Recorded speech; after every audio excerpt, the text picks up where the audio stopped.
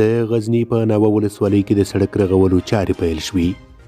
نن ورځ سه شنبه چې د 1443 هجري قمري کال د 11 نیټې سره برابر ده، د غزني ولایت په ناوه ولسوالۍ کې د ولایت مقام په زیار او هڅو او د اړوند ارګان په همغږۍ د سړک رغولو چارې پیل شوې.